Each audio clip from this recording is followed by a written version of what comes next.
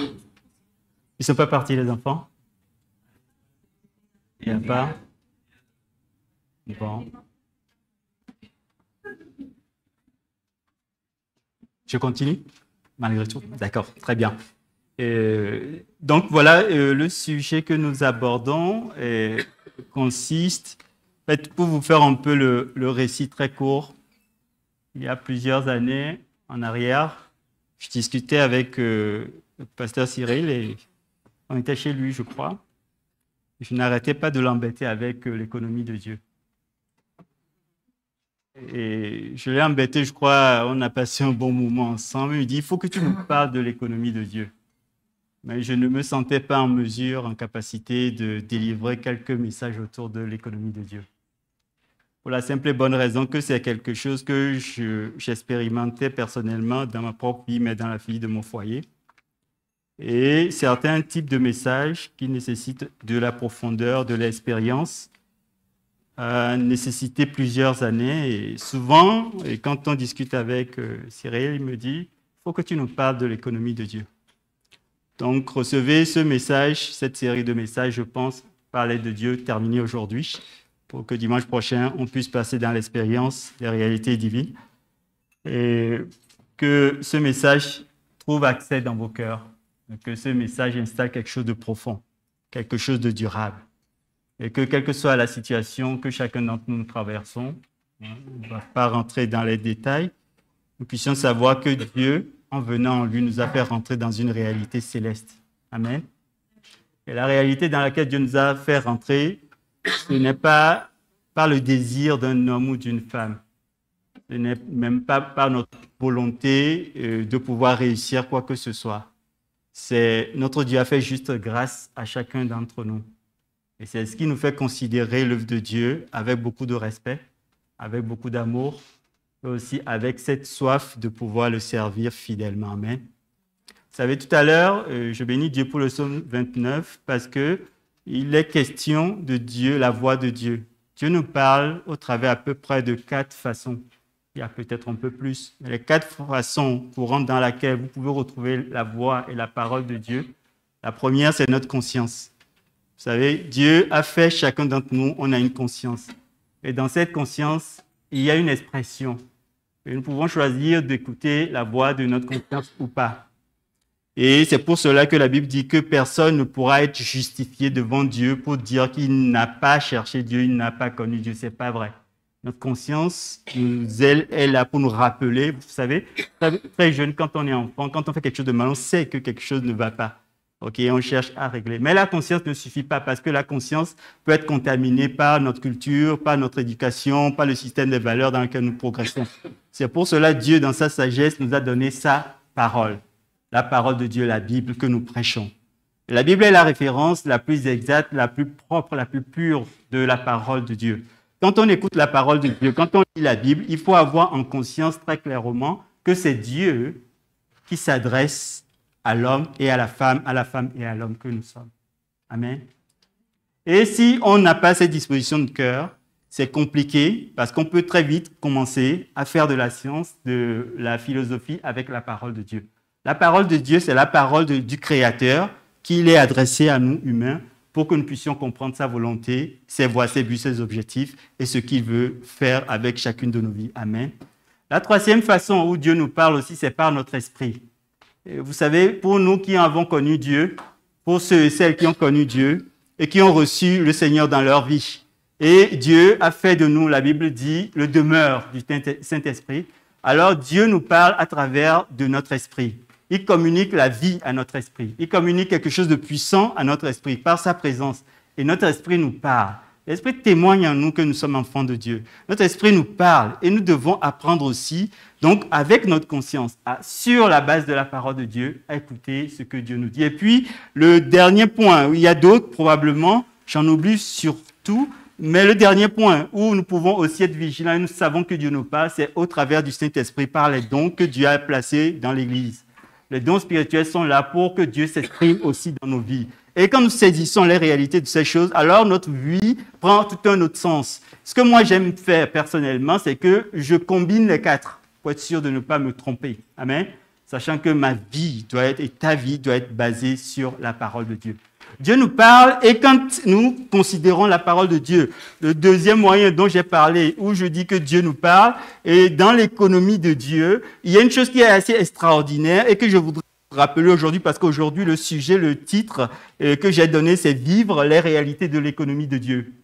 Vivre les réalités de l'économie de Dieu. Amen. Est-ce que tu désires vivre ces réalités? Est-ce que tu les vis déjà? Est-ce que tu souhaites vivre un peu plus? Est-ce que tu veux aller un peu plus loin? Est-ce que tu veux percer les mystères que Dieu lui-même a déjà posés comme chose qui est une bénédiction pour ceux qui croient en lui? Cette bénédiction, nous l'avons reçue parce qu'il y a une communion. Qu'est-ce qui peut empêcher notre communion de bien fonctionner avec Dieu? Qu'est-ce qui peut faire que ta communion, ma communion avec Dieu soit des fois freinée? Qu'est-ce qui peut faire que dans l'économie de Dieu, tout ce que Dieu a prévu pour moi, je n'arrive pas à saisir toute la puissance et la profondeur de ces choses? Qu'est-ce qui peut m'arrêter dans la vie? Et j'ai note avec moi 3 choses qui me semblent être des freins fondamentaux à notre développement et à la bonne marche avec Christ. La première, c'est le manque d'humilité. C'est de ne pas reconnaître que Dieu est le patron. Dieu est le patron. Vous savez, le monde a rejeté Dieu et nous voyons l'état dans lequel le monde est aujourd'hui. Il suffit d'ouvrir vos télévisions, si vous en avez, vous verrez comment le monde fonctionne. On reviendra là-dessus tout à l'heure. Le manque d'humilité, de croire, d'accepter que Dieu est Dieu, il est le patron. Est-ce que Dieu est le patron de ta vie? Est-ce que Dieu est le patron dans tes affaires? Est-ce que Dieu est le patron dans ta maison? Je ne suis pas en train de dire que les frères ou les sœurs, vous allez vous déresponsabiliser dans votre situation et dire, bon, Dieu est le patron, donc moi, je ne fais plus rien. Non, c'est parce que la Bible dit, chacun prend ses responsabilités. Dieu est le patron. Le manque d'humilité vient du manque de soumission à la parole de Dieu. Le manque d'humilité vient du... L'humilité, ce n'est pas juste, je viens et je vais dire ou sous-estimer ce que Dieu fait dans ma vie. Ce n'est pas ça l'humilité. Quand Dieu te donne une parole pour quelqu'un, il faut que tu ailles apporter la parole telle qu'elle est. Le manque d'humilité, justement, c'est de dire que je ne veux pas tellement blesser, je ne veux pas tellement faire de la peine et que je vais prendre un chemin que Dieu ne m'a pas demandé. Bien sûr, on le fait avec amour, avec compassion, sachant que nous-mêmes, nous sommes des humains, que nous sommes faillibles. Le manque d'humilité peut être un problème dans notre relation, notre communion avec Dieu. Le deuxième point que je voudrais qu'on souligne dans notre relation avec Dieu et qui fait que des fois, l'économie de Dieu, nous n'arrivons pas à rentrer dans ces réalités, c'est quoi? C'est le manque de foi. La Bible dit que Dieu nous a déjà tout donné. Encore faut-il qu'on aille chercher ce que Dieu nous a déjà donné. Combien d'entre nous, devant certaines situations, nous manquons de foi? Et quand nous n'avons pas de foi, nous manquons de courage. Et que nous nous justifions que Dieu, il n'a pas fait ceci, et que Dieu, il n'a pas fait cela, et que Dieu, il ne répond pas à mes prières, et que Dieu, où est-ce mon mari, où c'est ma femme, où ce sont les enfants? Combien d'entre nous, nous manquons de foi et de courage dans la vie de tous les jours? Le courage qui vient de la foi. La Bible nous dit que la foi est une ferme assurance des choses qu'on espère et la démonstration de celles qu'on ne voit pas. La Bible nous dit que sans la foi, il est impossible d'être agréable à Dieu. La foi a besoin d'être renouvelée en croyant en la parole de Dieu, en croyant au message de Dieu, en croyant à la puissance de Dieu, en reconnaissant que Dieu est le patron en tout temps et en toutes choses. Et je conforme ma vie à ce que Dieu dit. Et le troisième point, je m'arrêterai là. On peut encore en faire tout un élément, mais je ne voudrais pas vous donner tellement de points aujourd'hui, puisqu'on aura d'autres à voir. C'est le manque de persévérance. Il y a certaines situations où Dieu va vouloir t'entraîner beaucoup plus longtemps que les autres. Combien d'entre nous, nous aimons vraiment la précipitation? Nous voulons aller vite. Des fois, nous voulons aller plus vite que Dieu. Mais Dieu est Dieu. Si Dieu est le patron, tu ne peux pas aller plus vite que lui. tu vas te retrouver dans des difficultés. Et c'est comme cela que beaucoup d'entre nous nous retrouvons en tant qu'enfants de Dieu dans des difficultés sans nombre. Pourquoi? Parce que nous voulons aller trop vite. Laissons Dieu nous instruire, laissons Dieu nous accompagner, laissons Dieu nous former. Vous savez pourquoi des fois la Bible dit que nous sommes la lumière du monde. Ça veut dire quoi être la lumière du monde? La lumière du monde veut dire que vous êtes des leaders. Aujourd'hui, il faut dire leader et leaders, c'est ça? Bon. Nous sommes des leaders. Pourquoi? Parce que Dieu nous utilise pour apporter la lumière, sa lumière dans ce monde. Pourquoi? Pour éclairer, donner la lumière, la visibilité aux gens qui ont soif et faim de Dieu. Tenus, des fois, dans des combats sans nombre, tenus par des puissances sans nombre. Dieu dit que vous êtes la lumière du monde et le sel de la terre. Donc chacun dans son domaine est leader. Mais pourquoi le leadership ne marche pas? Parce que certains leaderships ont besoin d'être travaillés. Nous voulons voir de grandes choses. Mais combien d'entre nous ne voulons pas payer le prix de la persévérance, de l'attente devant Dieu, de la soumission à Dieu, du respect des principes établis par Dieu? C'est comme cela que beaucoup de chrétiens, des fois, même si tout le monde n'est pas de mauvaise, comment dire, de mauvaise foi en fait, mais vont chercher des moyens humains pour pouvoir répondre aux besoins de Dieu. Aucun d'entre nous, frères et sœurs, nous ne sommes en capacité de pouvoir vivre la vie chrétienne sans Christ. Donc prenez courage, frères et sœurs. Prenez vraiment courage. Prenez patience. Faites confiance à Dieu. Il est fidèle. Il est le chef. Amen. Amen. Continuons un tout petit peu. Qu'est-ce que la Bible nous dit? La Bible nous dit, quand Dieu nous parle dans la parole de Dieu, un premier passage que je voudrais qu'on lise ensemble dans l'économie de Dieu, c'est que le thème central des récits de la parole de Dieu, le thème central de la Bible, c'est Christ. Ce qu'on va trouver, et ça c'est extraordinaire, on va lire dans Luc chapitre 24, versets 25 à 27. Vous savez, c'est sur le chemin d'Emmaüs.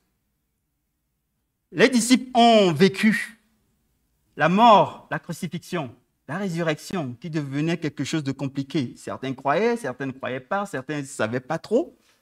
Vous savez, et les disciples étaient dans un moment de choc émotionnel violent. Je ne sais pas si vous imaginez la scène. Je ne sais pas si vous voyez ce qu'ils ont vécu. Le faiseur de miracles est mort. Le multiplicateur de pain est mort. Le transformateur de l'eau en vin est mort. Celui qui guérit toutes sortes de maladies est mort, crucifié comme un vulgaire brigand.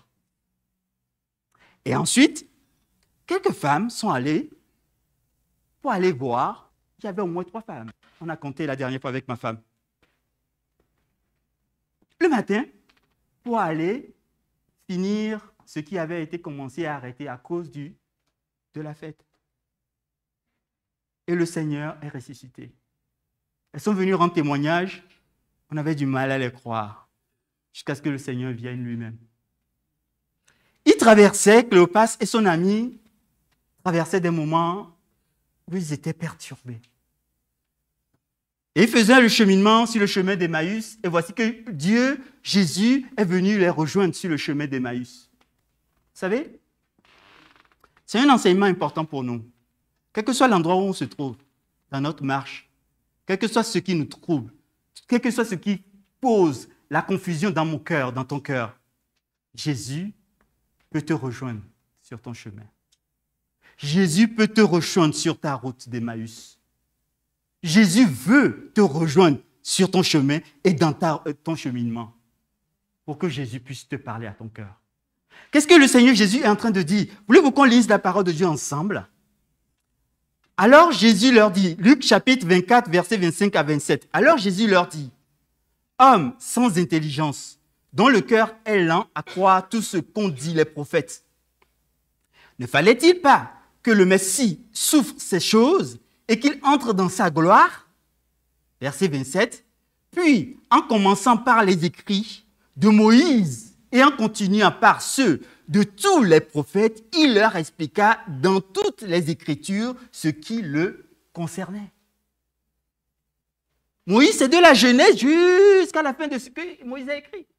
Les prophètes, et bien sûr, ils ne pouvaient pas parler d'un Nouveau Testament parce que ce n'était pas encore écrit, tout simplement. Vous voyez comment c'est logique? Parce qu'il y a un qui m'a posé la question, pourquoi il n'a pas parlé du Nouveau Testament? Je dis, mais ce n'est pas encore écrit. Il dit, ah oui, c'est vrai.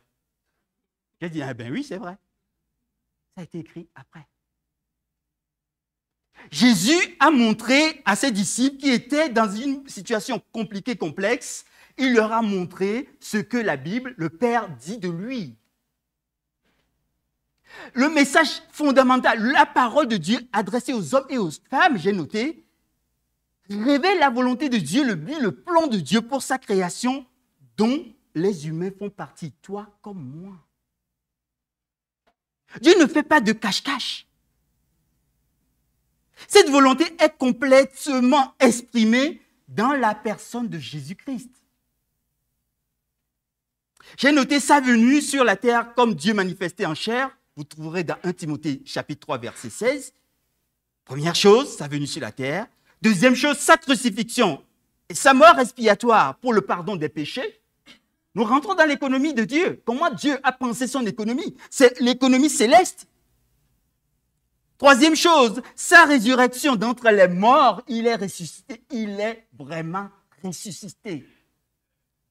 Quatrième point, enfin, son ascension, intronisation et glorification comme roi et seigneur. Dieu est le maître. Le Seigneur Jésus est le patron. Parce qu'il a reçu les titres et les honneurs de gloire. Authentifiés par les lieux célestes et par le gouvernement de Dieu, le trône de Dieu. Les Actes des Apôtres relatent l'effusion du Saint-Esprit et le commencement d'une nouvelle institution.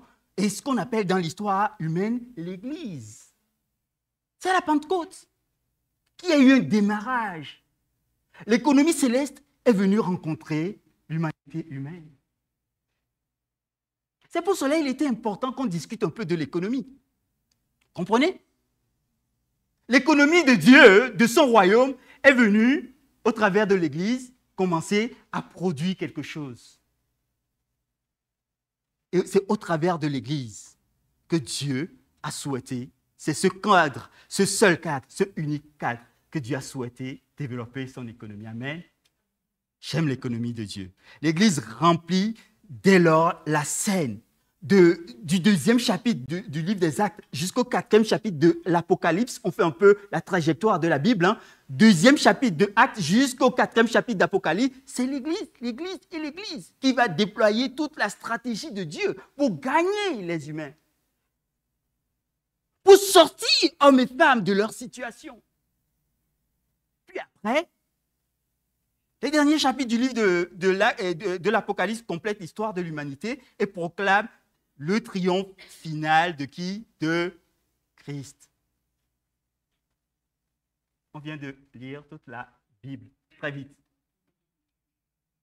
Jésus, Jésus, Jésus, Jésus. Sa personne et son œuvre. Voici le message de la parole. Nous savons que l'Église est le corps de Christ et elle représente sur la terre et dans le monde le royaume de Dieu. Et c'est un royaume, quelques éléments de ce royaume, il y a un trône. Le trône est gouverné par un roi. Il y a quelqu'un qui est assis sur ce trône. Amen. On y trouve la figure du Père, Dieu, le Créateur de toutes choses. On y trouve la figure du Fils. On y trouve la figure du Saint-Esprit. Et les trois travaillent toujours ensemble. Parce que c'est la même personne qui agit. Le royaume de Dieu est caractérisé aussi par un peuple, les enfants de Dieu. Vous, comme moi, qui croyez, nous avons donné notre vie à celui qui pouvait faire quelque chose pour nous. Celui qui nous parle encore aujourd'hui au travers de sa parole. Il a fait de nous des enfants. Il nous a fait un peuple de sacrificateurs. Un peuple de sacrificateurs. Et nous a envoyés dans le monde comme ses ambassadeurs et ses ambassadrices. Amen. Il y a un peuple. Il y a une armée. C'est l'armée des saints anges de Dieu. Et toute l'armée céleste qui sont aux ordres du roi et du Seigneur. De quoi as-tu peur? Telle était ma question la dernière fois. L'armée céleste protège les intérêts du royaume de Dieu. Non? Mais aucun royaume n'est suffisamment fou. Non mais, soyons sérieux. Non mais, prenons une minute. Aucun royaume, aucun pays n'est suffisamment fou pour ne pas assurer la sécurité de ses citoyens. Non? Mais pourquoi on a des guerres? Non? Personne n'est fou. Le royaume de Dieu a une armée. Le peuple de Dieu est un peuple protégé. Protégé. Il y a une constitution. Je viens d'en parler, la parole de Dieu, la Bible. C'est la constitution du peuple de Dieu. Il y a un territoire.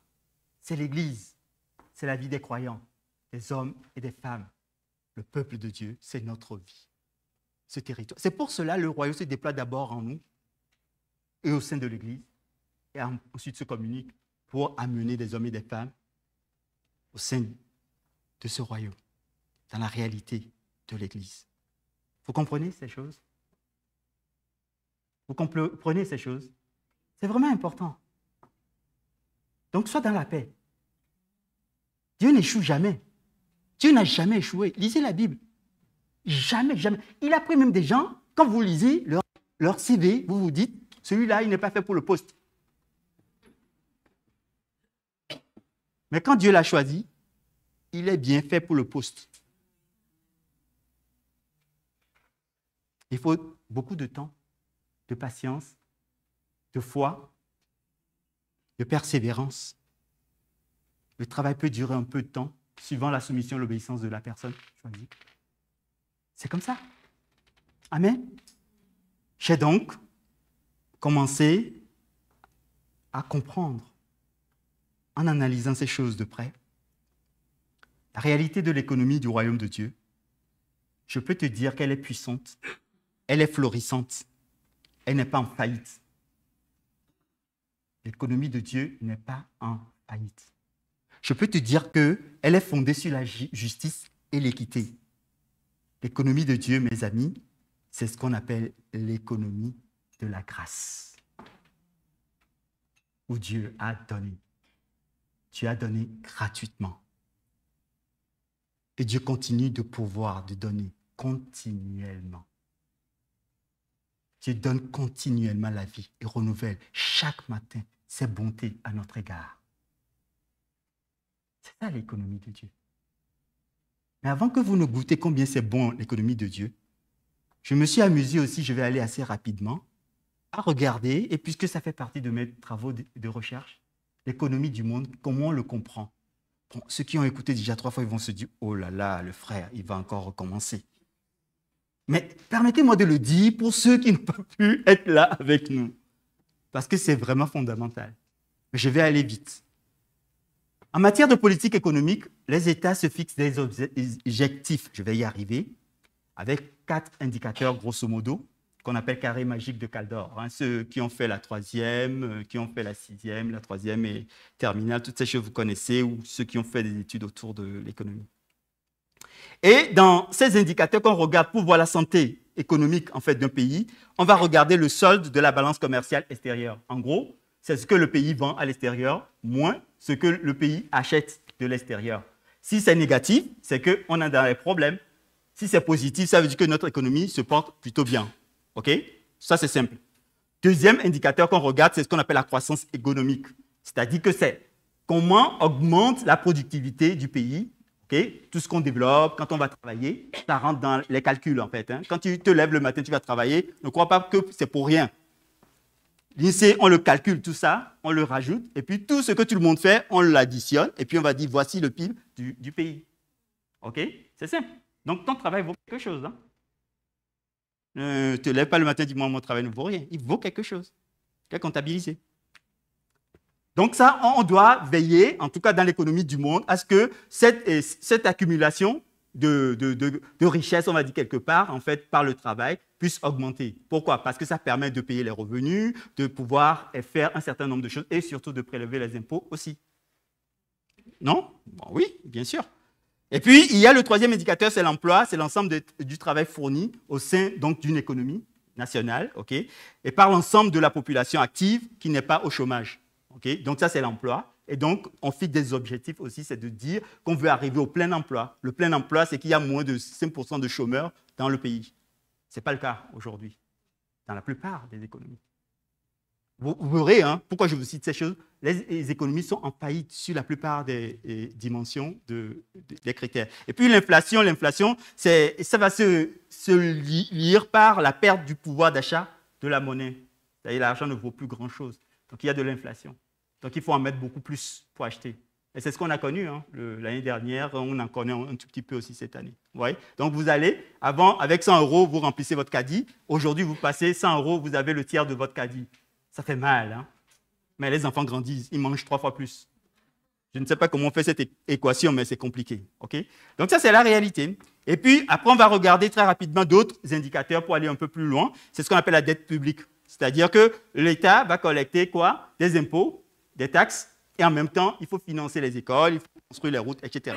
Okay? Et il faut payer les fonctionnaires, toute cette catégorie donc de personnes qui travaillent, en fait. Et l'État va passer par des emprunts d'État aussi. Il va aller trouver de l'argent pour pouvoir le financer, toutes ces politiques. Et donc, le problème qui va se poser, c'est si on n'a pas assez de revenus et qu'on a beaucoup de dépenses, eh bien, vous voyez bien qu'il y a un problème. Combien d'entre nous, il arrive des fois qu'on arrive au 4, 5, 6 du mois et le compte est déjà négatif, en fait. Vous voyez? Donc ça, c'est des choses qu'on regarde aussi au niveau national. Et c'est pas... Dieu nous a donné une économie glorieuse, vous verrez les principes tout à l'heure, qui vous permettront de rééquilibrer vos comptes de façon concrète, en fait. Il y a la démographie aussi, c'est la population qu'on va regarder, comment ça évolue sur une année. On va regarder les naissances, on va regarder le nombre de personnes qui décèdent, et puis on va voir le flux migratoire, grosso modo. En Europe, on a un problème, c'est que la population vieillit, c'est qu'on fait moins d'enfants. Beaucoup moins. Et ce n'est pas une bonne chose, en fait. Okay? Il faut le savoir. Et nos enfants n'ont pas envie de faire plus d'enfants. Qui va s'occuper de nous quand on sera vieux? Déjà, c'est compliqué. Qui va s'occuper d'eux quand ils seront vieux, s'ils n'ont pas d'enfants? Il y a l'éducation, on va regarder ça, c'est le capital humain. C'est comme cela qu'on est capable de pouvoir former des ingénieurs, des docteurs, des personnes qui vont travailler partout en fait. Hein. Il n'y a pas que les ingénieurs et docteurs, mais tous ceux qui occupent une partie. Okay? Ensuite, vous avez la sécurité nationale, à la fois la sécurité intérieure, la police, la gendarmerie, etc. Et puis la sécurité extérieure qui va parler plutôt des militaires et comment cette puissance militaire va protéger le pays. OK? Très bien. Et puis, finalement, pour finir, on va regarder alors 4 autres indicateurs. Ça en fait beaucoup, ça fait 12 indicateurs. J'ai dit, je vais les fatiguer aujourd'hui avec mes indicateurs. Mais laissez-moi vous fatiguer un peu avec mes indicateurs. Comme ça, vous allez comprendre pourquoi l'économie de Dieu est meilleure, en fait. Parce que si vous n'êtes pas fatigué, vous n'allez pas le comprendre. J'en suis sûr. Mais si je vous fatigue correctement, je suis sûr que quand vous partirez d'ici, vous dites, ah, je préfère l'économie de Dieu. C'est ce qu'il faut que j'apprenne. Amen. Vous voyez comment je fais, c'est que Dieu ait pitié des gens. Alors, pour regarder la qualité de vie dans un pays, qu'est-ce qu'on va regarder? On va regarder l'état de droit. Ça veut dire le système institutionnel qui permet de voir si la puissance publique est soumise au droit. Est-ce qu'on respecte le droit des gens, l'intégrité des gens, leurs biens? Est-ce qu'on ne vole pas les gens indûment? C'est l'état de droit. Les inégalités sociales. On va regarder aussi. On va regarder dans les inégalités, c'est plusieurs niveaux en fait. Hein. Donc, est-ce que tout le monde profite bien de la richesse du pays? Est-ce que les gens mangent correctement à leur faim? Est-ce que les gens, ce qu'on appelle, on va regarder plutôt la partie donc, économique, ce qu'on appelle les inégalités économiques. Est-ce que les gens sont en santé? Est-ce que tout le monde peut aller se soigner? Est-ce que les gens sont bien éduqués? Et on continue l'indice de développement humain. Ouh là là, ça c'est un truc que le PNUD a développé pour regarder et le niveau de développement global en fait d'un pays. Est-ce que les gens se développent bien? Les données sont strictement économiques. Et puis, ces données vont regarder aussi d'autres aspects de la qualité de vie. Est-ce que les gens sont anxieux ou pas anxieux? Et le dernier, c'est l'indice du bonheur. Il fallait que je vienne là-dessus. Est-ce que les gens sont heureux? Malgré leur maison, leur voiture, leur diplôme, est-ce qu'ils sont vraiment heureux? 12 indicateurs, je les ai analysés pays par pays. Je peux vous dire qu'il n'y a pas grand pays qui coche au vert sur tous ces indicateurs. Je viens juste de vous prouver que l'économie du monde est en faillite. C'est juste ce que je voulais vous prouver. Si tu n'es pas conscient, je peux recommencer. Je pense que tu dis non, non, ça suffit. J'irai regarder la vidéo chez moi. L'économie du monde est en faillite. Aucun État, même les plus riches, ne sont arrivés à rendre ces indicateurs positifs. Aucun. Aucun gouvernement. Dès qu'on veut améliorer un indicateur, c'est au détriment d'un autre. Systématiquement. Que faire donc, les amis? Est-ce qu'on va croiser les bras, on va se dire, eh bien, on est fichu. Il n'y a pas d'espoir. Non. Une économie n'est arrivée dans le monde à avoir tous ces indicateurs au vert. De temps en temps, on peut, puis après, ça se dégrade. Ça n'est pareil pour peut-être la vie d'hommes et de femmes, même des chrétiens, des fois. Ou quand on analyse au regard de la parole de Dieu, tout n'est pas forcément rose. Parce que l'économie de Dieu n'opère pas dans toute sa gloire et sa puissance. Nous devons connaître, recevoir et vivre l'économie de Dieu. Amen.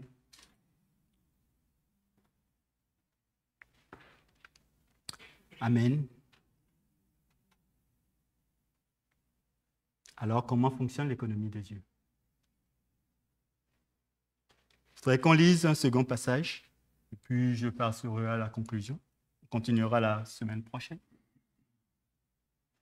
Au moins, si vous retenez aujourd'hui que l'économie du monde est en faillite, c'est déjà une grande leçon. C'est déjà une grande leçon. Mais là, je voulais prouver avec des chiffres, en fait des indicateurs plus que les chiffres. Je n'ai pas mis les chiffres parce que ça va faire trop longtemps, en fait. Nous le savons intuitivement, nous le vivons, nous le voyons tous, la réalité de chacun. Ce n'est pas parce que les gens ne veulent pas bien faire. Certains, ils font de leur mieux, en croyant. Mais on ne peut pas résoudre les problèmes du monde avec les moyens humains. Ce n'est pas possible. Il faut Dieu. Il faut Dieu. Vous voyez, l'une des premières démonstrations de l'économie de Dieu, c'est ce qu'on lira dans Éphésiens. Comment fonctionne l'économie de Dieu? L'économie de Dieu, c'est l'économie de la grâce, je vous ai dit. Lisons la parole. Je crois que je vais demander Éphésiens chapitre 2, versets 4 à 10. Vous l'avez? Non? Si vous ne l'avez pas, ce n'est pas très grave. Mais Dieu, si vous avez vos Bibles, lisez en fait. Mais Dieu qui est riche en miséricorde, à cause du grand amour dont il nous a aimés, nous qui étions morts par nos offenses, nous a rendus à la vie avec Christ. C'est par grâce que vous êtes sauvés. Verset 6. Il nous a ressuscités ensemble et nous a fait asseoir ensemble dans les lieux célestes en Jésus-Christ. Verset 7. Afin de montrer dans les siècles à venir l'infinie richesse de sa grâce, par sa bonté envers nous en Jésus-Christ. Car c'est par la grâce que vous êtes sauvés. Dites avec moi. Car c'est par la grâce que je suis sauvé, par le moyen de la foi. Reprenons. Car c'est par la grâce que je suis sauvé, par le moyen de la foi. Et cela ne vient pas de vous. C'est le don de Dieu. Ce n'est point par les œuvres, afin que personne ne se glorifie.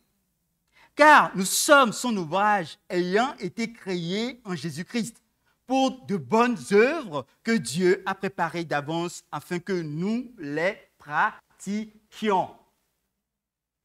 Dans quoi? Dans le déploiement de l'économie de Dieu. Amen.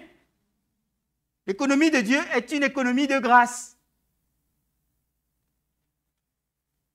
Ce n'est pas une économie d'intérêt. Il n'y a pas d'usurier dans l'économie de Dieu.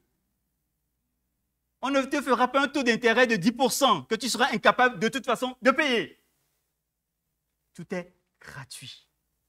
En commençant par la chose la plus importante pour la vie d'un homme et d'une femme, le salut, le pardon des péchés. C'est à nouveau s'unir avec son Créateur, ce qu'on appelle l'union, la réunion, la communion. C'était l'obstacle numéro 1 à détruire. Et Jésus-Christ est venu détruire les œuvres du diable. Amen. Et Dieu nous rend prospères en lui. Amen. Oh oui. Je ne prêche pas la prospérité. Dieu nous rend vraiment prospères en lui. Parce que Dieu pourvoira toujours à tous tes besoins. Fidèlement. Crie à lui. Invoque-moi, je te répondrai. Dieu n'est jamais en retard. Et il nous donne tout par grâce. Je me rappelle cette année-là, alors qu'on était venu à Paris quelques temps avant, avec le début du travail ici à Paris, et que j'étais avec ma femme. On avait déjà le premier-né. Et je vous assure qu'on n'avait pas grand revenu. C'est pas ce que je lui ai raconté avant de l'épouser.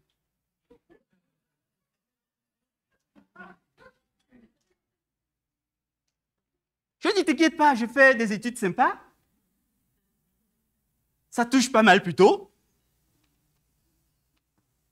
Et tu seras bien. Je gère tout. Mais je suis sorti de l'école. J'étais l'un des rares à ne pas avoir de boulot. Waouh! Ben, je lui ai dit rapidement, autant j'ai détaillé le futur avec gloire, autant le présent devenait compliqué. Elle m'a dit, là où ton pays est, mon pied sera aussi. On va à Paris, avec un enfant. Pas de job. Finalement, Dieu a fait grâce. J'apprends l'économie de Dieu. Je n'avais pas prévu vous raconter cette histoire, mais je pense que il y a peut-être un ou une qui a besoin d'entendre ça. Et donc, on est arrivé finalement, j'ai trouvé du boulot. Après des luttes et des combats. Ça a été extraordinaire. Bon. Quand j'ai trouvé du boulot, le jour de la négociation, vous savez, au lieu de donner mon salaire brut, puisque les jeunes apprenaient les bonnes choses, moi j'ai dit je veux gagner tant en net. Ils ont marqué le net en brut.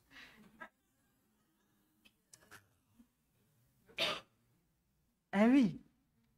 Quand on ne sait pas, on ne sait pas. Hein? Personne ne m'a enseigné qu'il faut parler de brut et non de net.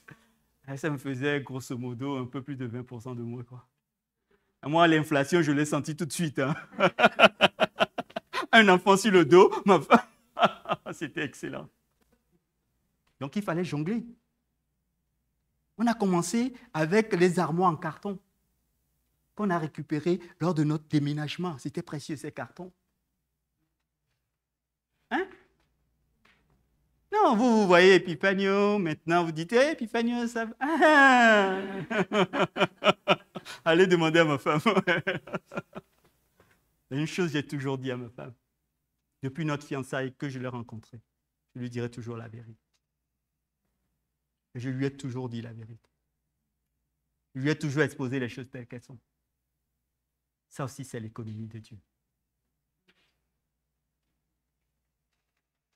Mes courriers, quand je l'ai rencontré, c'était plus des prédications que de lui dire des poèmes, des choses comme ça. Et pourtant, je sais écrire quand même quelques poèmes. Donc, vous savez ce qu'elle a fait? Elle a pris un classeur, elle a tout mis dedans, et de temps en temps, elle le dit, tu vois, ce que tu m'écrivais quand on était jeunes fiancés, c'était pas trop de la poésie, hein. C'est l'apôtre Paul a dit. Hein. Elle savait la dynamique dans laquelle on allait suivre, que des fois, ça ne sera pas facile. Mais l'économie de Dieu est prospère. C'est comme cela que j'ai appris avec Dieu, que nous avons appris ensemble avec Dieu. C'est comme ça que nous cheminons avec Dieu. Je pourrais m'arrêter là pour aujourd'hui. Je vous ai ouvert un peu de notre intimité pour dire que nous sommes des hommes et des femmes comme vous. Nous sommes au service du peuple de Dieu. Mais Dieu veut faire de nous continuellement la lumière de ce monde. Quel que soit ce que nous traversons, la situation n'est pas plus puissante que Dieu. Reconnaissons que c'est le patron. Soyons pleins de foi dans sa parole. Écoutons-le à travers de notre conscience, de ce qu'il a écrit. Comme je dis, il est écrit à travers de notre esprit, au travers des dons spirituels. Mais croisons les informations. Ayons des convictions dans le Seigneur. La Bible dit tout ce qui n'est pas conviction est péché. Et marchons avec lui. Parce que l'économie de Dieu est prospère. Amen. On va se lever pour prier.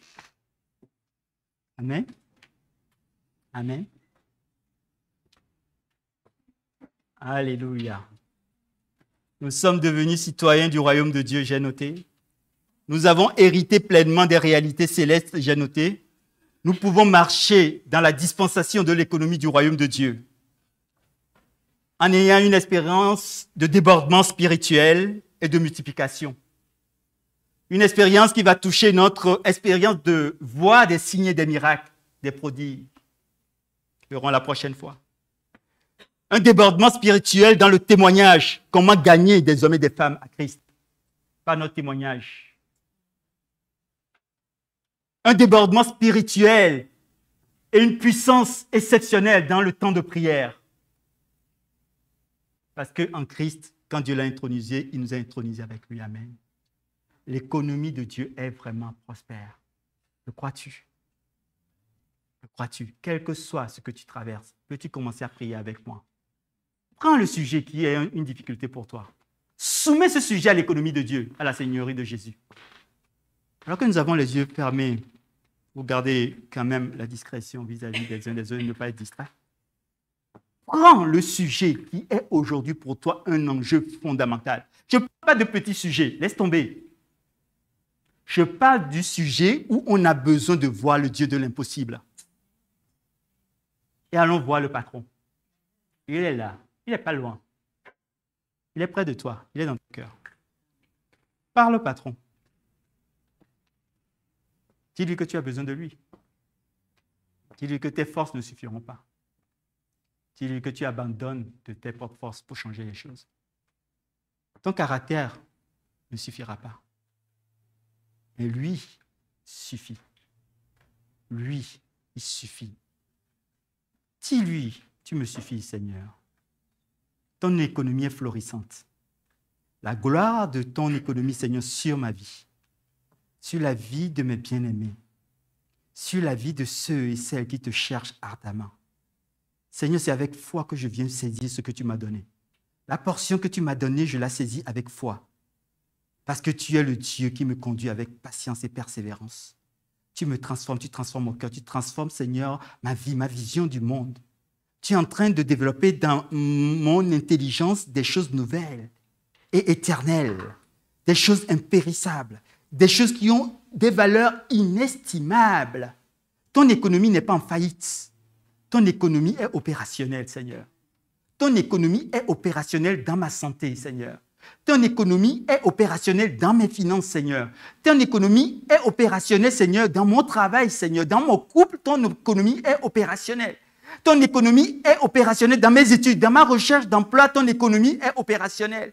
Seigneur, ton économie est opérationnelle dans mes relations avec mes parents, avec mes amis. Seigneur, ton économie est opérationnelle. Tu m'appelles la lumière du monde et c'est ce que je suis, Seigneur. Et ta parole ne peut pas mentir, Seigneur.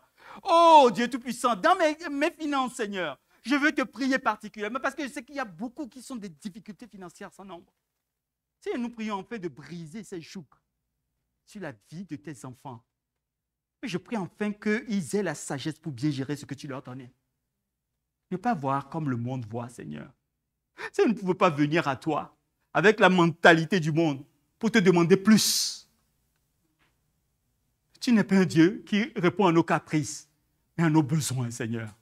Je prie pour que les besoins soient pourvus dans le nom puissant de Jésus. Je prie maintenant pour que la santé soit restaurée dans le nom puissant de Jésus. Je prie maintenant pour que la joie revienne dans le cœur de tes enfants, Seigneur. Je prie enfin que le lieu où ils travaillent, Seigneur, parce qu'ils passent beaucoup de temps, Seigneur, soit envahi par l'économie de Dieu. L'économie de Dieu, Seigneur, rentre dans nos maisons. L'économie de Dieu rentre dans nos travails, Seigneur. Et je veux prier au-dessus de toutes choses pour une communion, une union. Seigneur, une marche avec toi rafraîchie. Une obéissance totale, Seigneur. Sois béni, Père éternel. Levez la voix, priez. Élevez votre voix. Remerciez le Seigneur, frères et sœurs. Ne vous privez pas de ces moments. Dieu aime. C'est des pas de foi quand on le remercie d'avance. Alors que notre sœur et nos frères sont en train de nous conduire dans la louange. Remerciez le Seigneur. Élève ta voix. Dis-lui merci, papa. Oh, merci pour ton économie. Gloire à toi, Jésus. Oh,